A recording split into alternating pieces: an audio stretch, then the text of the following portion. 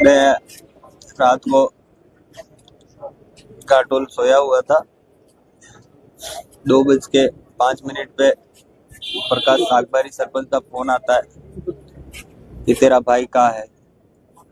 मैंने कहा मैं घाटोल हूँ, घर पे सोया हूँ, वो गांव वाले घर में होगा तो पता कर एक बार। ये फिर मैंने मेरे भाई को फोन किया तो मेरे भाई ने फोन उसका बंद आया। मैंने फिर मेरे पापा को फोन किया।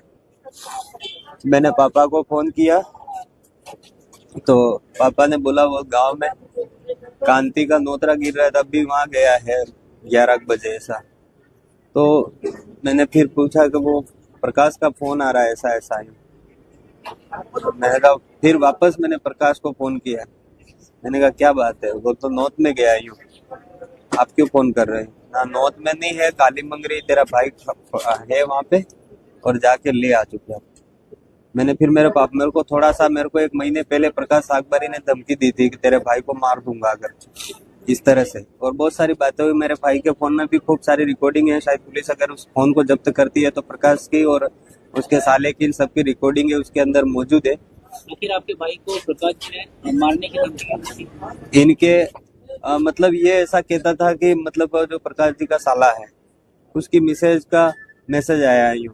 मैंने कहा वो क्लासमेट है, उस टाइम मैंने भी यही बात हुई तो ठीक है क्लासमेट है, हाँ क्लासमेट, कोई गलती तो नहीं हुई ना। मैंने कहा नहीं गलती हुई तो ठीक है, ये बात अपने पुलिस तक भी नहीं जानी चाहिए। ये प्रकाश के शब्द थे और मैंने मेरे साथ में जो लड़के थे उनको भी बताया प्रकाश ऐसी ऐसी बात कर रहा है। इसके बाद पहले धमकी दी, फिर इसके बाद में मैंने इनसे कहा, मैंने कहा कोई लिखा पढ़ी करना पड़े तो कर देंगे, थाने में रिपोर्ट देनी पड़े तो दे देंगे। इसने मना करा, नहीं अपनी इज्जत खराब हो गई हो। फिर उस दिन के बाद से कल की घटना, कल उसका फोन आता है तेरा भाई वहां है। मैंने कहा कहाँ पे यूं, तो वो उसके साले के ससुराल में बताया, साले के ससुराल में बताया।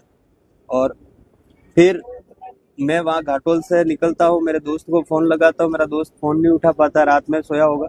फिर मैंने मेरे मामा को फोन किया, मामा ने 2 बार फोन नहीं उठाने के बाद में वापस उन्होंने फोन किया क्या हुआ। मैंने कहा कहाँ हॉस्पिटल हूँ, मेरा हॉस्पिटल, मेरा मामा 108 में पायलट है।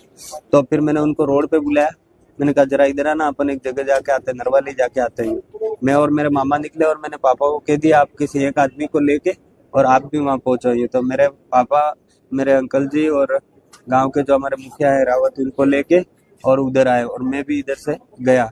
तो मेरे जमाई की गाड़ी लेके मेरा भाई वहां पर गाड़ी वहां पर पड़ी थी, तो गाड़ी के पास में मैंने गाड़ी खड़ी रख के इधर पगडंडी जा रही थी, वहां पे मैं और मामा अंदर की तरफ ढूंढने गए। फिर मैंने आवाज लगाई अनिल अनिल ऐसे, तो वहां पे कोई बोला नहीं। फिर मैंने प्रकाश सरपंच को फोन किया कि मेरा भाई तो यहाँ पे है नहीं, तो तुम कहाँ पे खड़े हो? यहाँ पे खड़े, नहीं यहाँ नहीं, तुम ये वो नाला है, नाले से थोड़ा आगे जाओ और सिद्धार्थ के ससुराल के पास में, घर के पास में एक पगडंडी और जाती है, अंदर जाना लास्ट तक, वहां पर तो तेरा भाई मिल जाएगा। फिर मैं वहां ढूंढता ढूंढता गया, तो हम सब ढूंढ रहे थे, नहीं मिला, आवाजें भी लगाई। फिर मैंने मेरे पापा को कहा पापा आप और ये 2 जने उधर जाओ और मैं और मामा खेतों की तरफ जाते हैं। फिर हम वहां पे खेतों की तरफ ढूंढते ढूंढते, क्योंकि सुबह का टाइम था तो बिल्कुल शांत वातावरण था, मेरा भाई चिल्ला रहा था धीरे धीरे से बचाओ बचाओ ऐसे। फिर हम दौड़ के, आवाज सुनाई दी, हम दौड़ के गए, मेरा भाई बिल्कुल खून से लथपथ पड़ा हुआ था, उस टाइम बोल रहा था। मैंने पूछा क्या हुआ बेटा? पायरे मने खूब कूटियो अने बेटे नांगो करी करी कूटियो, यूं बोला। फिर मेरे मुंह पे ये सर में सब जगह मारा, बाल काटने की कोशिश करी ने, यूं करके खूब मारा मेरे को 2-3 घंटों, 12 बजे से मार रहे हैं। तो भाई આવી ગયો મને બસાડ લે, क्योंकि सरा कौन कौन था ते अणे एम कह्યું કે सिद्धार्थ ने ससुराल वाला, सिद्धार्थ ना दोस्त कोण था ने 1-2 जना ने नाम भी पुलिस स्टेटमेंट में भी नाम दीधું, पर उस टाइम वो बेहोश हो गया था, उसको हॉस्पिटल में लाए तब तक वो बेहोश हो गया था। और पुलिस के सामने भी कुछ छोटा मोटा बयान उसका हुआ, फिर मेरे को बोला, पर उस टाइम मैं इतना डर गया था, मैं उसका वीडियो भी नहीं बना पाया। फिर मैं उसके मैंने गाड़ी में डाल के, मेरी गाड़ी से डाल के मामा गाड़ी लाए, खेत में लेके, खेत में जा पड़ा था। सिद्धार्थ के ससुराल के जस्ट 100 मीटर दूरी पे मेरा भाई पड़ा था। तो बोला मैं केड़ा तो भाई रोड हारू जात दो, મને ने टका एम मार में टेको ने रहियो, મને भाई हॉस्पिटल ले जा, મને बसाव दे। बस मैं गाड़ी में डाल के और फिर मैं मेरे पापा और मेरे गांव के जो मुखिया है उनको और हमारे मामा और अनिल, इन चारों को मैंने हॉस्पिटल भेजा। फिर मैं और मेरे अंकल जी दोनों मोटरसाइकिल लेके वहाँ उसके वहाँ ससुर के वहाँ गए। मैंने गेट बजाया, बुलाया, मैंने कहा तुम्हारी लड़की और तुम्हारा जमाई कहाँ है? तो उन्होंने कहा वो तो यहाँ नहीं है, वो तो घर पे है। यूं करके उन्होंने गेट बंद कर दिया। मैंने उनको ये भी कहा "मम, मेरे भाई को कुछ हो गया, मैं सुबह आपके घर आऊंगा"। फिर मैं वहां से खमेरा हॉस्पिटल आया। खमेरा हॉस्पिटल से मेरे भाई की स्थिति बहुत खराब हो रखी थी, वहां से रेफर किया। हॉस्पिटल से बांसवाड़ा लाए। बांसवाड़ा थोड़ी देर मेरा भाई मेरे हाथों में तड़पता रहा। इसके बाद मेरे भाई की मौत हो गई। मैं तो प्रशासन से उम्मीद करता हूँ कि इन मुजरिमों को जिस तरह से मेरे भाई को बेरहमी से मारा, मेरे भाई को गला घोट के मार देते, तलवार से मार देते।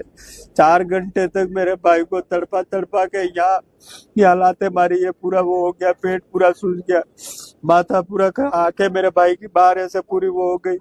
मेरे भाई को बहुत बेरहमी से मारा। उन मुजरिमों को छोड़ना नहीं चाहिए। प्रशासन किसी के मुजरिम किसी के सगे संबंधी नहीं होते।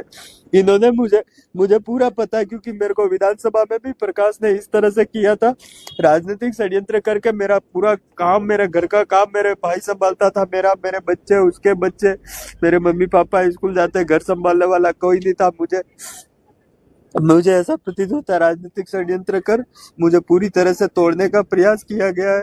मैं प्रशासन से निवेदन करता हूँ, कारण जो भी हो मुझे कोई दिक्कत नहीं, पर उन सभी मुजरिमों को, क्योंकि एक दो जनों का हाथ नहीं हो सकता। जिस तरह से बॉडी पे चोटें हैं, जिस तरह से मेरा भाई तड़पा है, उस हिसाब से एक दो आदमी उसका इस तरह से मर्डर नहीं कर सकते। मेरे भाई को जो मारा है, पीटा है, बहुत बेरहमी से मारा, और उसमें बहुत सारे लोग इन्वॉल्व है। मैं प्रशासन से निवेदन करना चाहूंगा कि जल्द से जल्द उन मुजरिमों को गिरफ्तार कर।